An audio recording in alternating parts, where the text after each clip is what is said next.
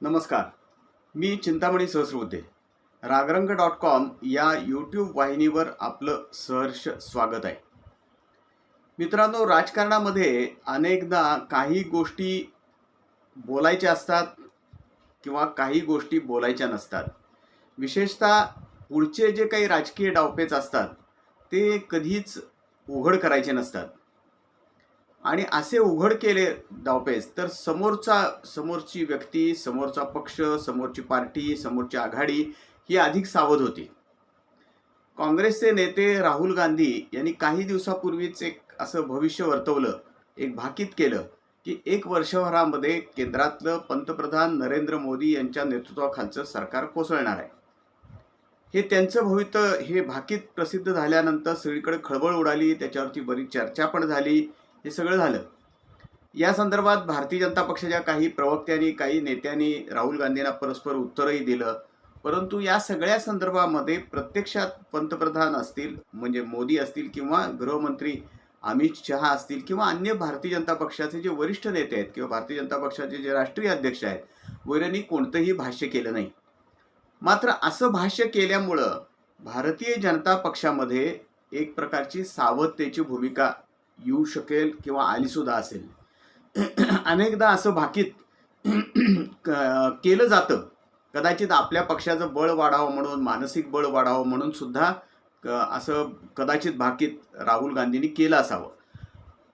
थोडीशी त्यांना काँग्रेसमध्ये एक उत्साहाचं वातावरण आहे. केरळमध्ये काँग्रेसचं सरकार, काँग्रेस आघाडीचं सरकार स्थापन झालेलं आहे. तमिळनाडूमध्ये जे विजयन यांच्या नेतृत्वाखालचं सरकार स्थापन झालं आहे, त्यामध्ये काँग्रेसचे 5 का होईना पण आमदारांनी त्यांना पाठिंबा दिलेला आहे. त्यामुळे नावापुरतं का होईना पण तिथं काँग्रेस सत्तेमध्ये आलेलं आहे. तेलंगणामध्ये काँग्रेसचं सरकार आहे, हिमाचल प्रदेशमध्ये काँग्रेसचं सरकार आहे, कर्नाटकात काँग्रेसचं सरकार आहे. आणि तिथला जो सत्ता बदल आहे काँग्रेसचा की याच्यातला कर्नाटकातला, तो बऱ्यापैकी व्यवस्थित पार पडलेला आहे.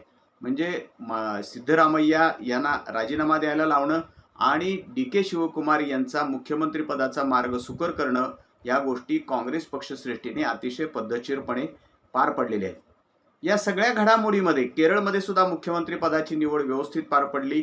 आता या सगळ्या घडामोडीमध्ये असं म्हणतात की काँग्रेसच्या ज्या राष्ट्रीय सरचिटणीस आहेत त्या प्रियांका गांधी यांचा मोठा रोल होता, त्यांची मोठी भूमिका होती आणि त्यांनी या संदर्भात सातत्यानं काम केलेलं आहे, प्रयत्न केलेले आहेत, पुढाकार घेतलेला आहे.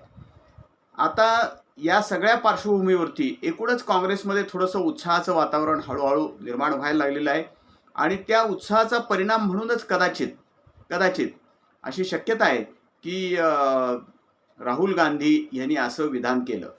आता हे निश्चित आहे की पंतप्रधान नरेंद्र मोदी यांच्या नेतृत्वाखालचं केंद्रातलं सरकार, त्या आघाडीचं सरकार, NDAचं सरकार आणि गृहमंत्री अमित शहा यांची त्यांना असलेली साथ, या सगळ्या गोष्टी जर आपण पाहिल्या तर त्या अनेक विरोधी पक्षाच्या नेत्यांना काही फारशा सहन होणाऱ्या नाहीत.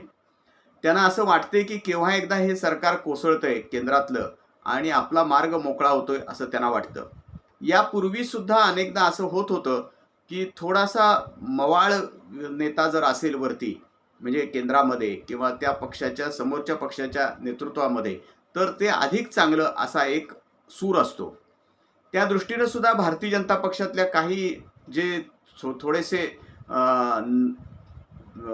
विरोधी पक्षांच्या दृष्टीनं थोडे मनमिळावू वाटतात किंवा विश्वासात घेणारे वाटतात, अशा नेत्यांची सुद्धा चर्चा सतत सुरू असते. त्या नेत्यांना सुद्धा असं वाटतं, भारतीय जनता पक्षात सुद्धा असे नेते आहेत की पंतप्रधान पदासाठी आपणच पुढं यावं वगैरे, आणि त्याला विरोधी पक्षांचा सुद्धा पाठबळ मिळेल असं त्यांना वाटतं. परंतु यापूर्वीचा जर अनुभव आपण पाहिला तर अगदी अटल बिहारी वाजपेयी यांचं व्यक्तिमत्व हे सगळ्यांना बरोबर घेऊन जाणार होतं. आपल्याला माहीत आहे, सगळ्या पक्षांना, सगळ्या विचाराच्या लोकांना ते बरोबर घेऊन जात असत आणि किंबहुना टोकाचं कुठलीही भूमिका नाही वाजपेयींची, असं वाजपेयींच्याबद्दलचं एक त्यावेळेला सुद्धा अशी एकूण प्रतिक्रिया असायची. पण तरीसुद्धा वाजपेयींचं सरकार जेव्हा पडलं तेव्हा त्यांना वाचवायला कुठली थेट विरोधी पक्षाचे लोक कोण पुढे आलेले नव्हते. वाजपेयींच्या सरकारला सुद्धा जोरदार विरोध झालेला होता. म्हणजे राजकारणामध्ये फक्त असं म्हणायचं असतं, अनेकदा असं एका पक्षातल्या एखाद्या नेत्याबद्दल सातत्यानं असं सांगितलं जातं की अमुक नेता मुख्यमंत्री व्हायला पाहिजे, अमुक नेता पंतप्रधान झाला तर चांगलं होईल. प्रत्यक्षात जेव्हा वेळ येते तेव्हा त्या नेत्याला सुद्धा त्याचा अनुभव येतो. असा अनुभव पूर्वी काँग्रेसनं पाठिंबा दिलेल्या अनेक नेत्यांना यापूर्वी आलेला आहे. काँग्रेसचा पाठिंबा आहे किती तकलादू आणि बेभरोशाचा असतो हे यापूर्वी सुद्धा स्पष्ट झालेलं आहे. अगदी HD देवेगौडा पंतप्रधान होते, इंद्रकुमार गुजराल पंतप्रधान होते, चंद्रशेखर पंतप्रधान होते, एवढंच काय चौधरी चरणसिंग सुद्धा पंतप्रधान होते. यांचा पाठिंबा काँग्रेसनं केव्हा काढून घेतला ते त्यांना सुद्धा समजलं नाही, अशी परिस्थिती होती. त्यामुळं भारतीय जनता पक्षातले सुद्धा जे काही नेते कोण पंतप्रधान होण्यासाठी म्हणून उत्सुक असतील किंवा इच्छुक असतील त्यांना सुद्धा ह्या सगळ्याची जाणीव आहे.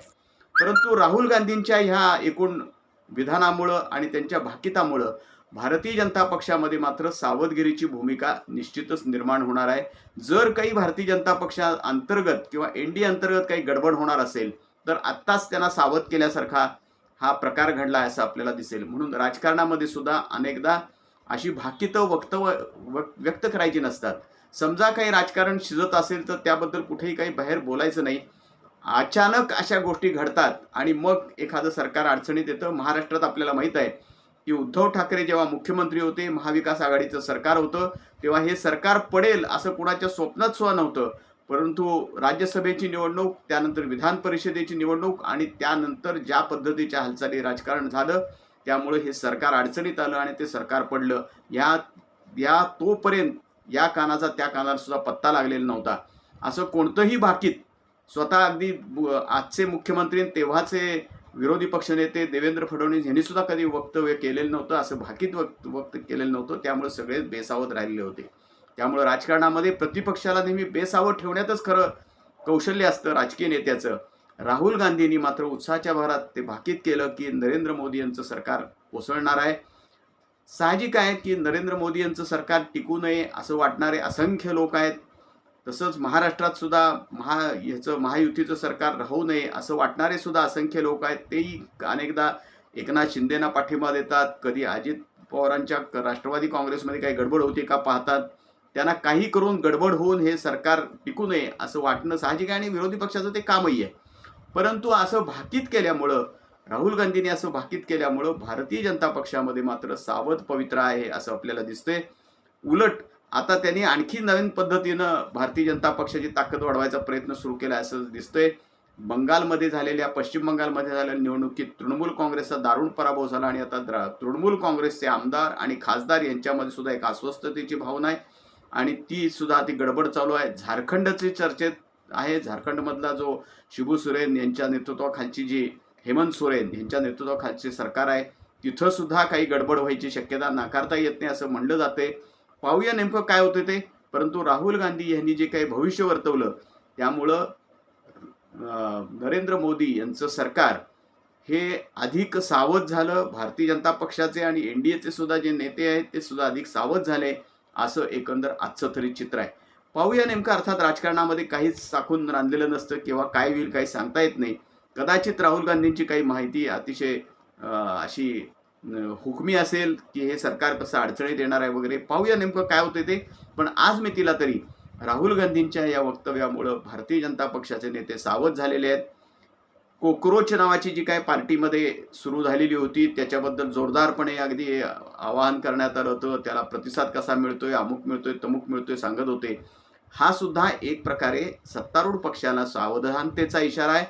त्याचबरोबर मला स्वतःला असं वाटतं की अशी एखादी कोक्रोच सारख्या पार्टीला किंवा एखाद्या केवळ सोशल मीडियावर प्रचंड रिस्पॉन्स मिळणं हा विरोधी पक्षांचा सुद्धा पराभव आहे एक प्रकारे.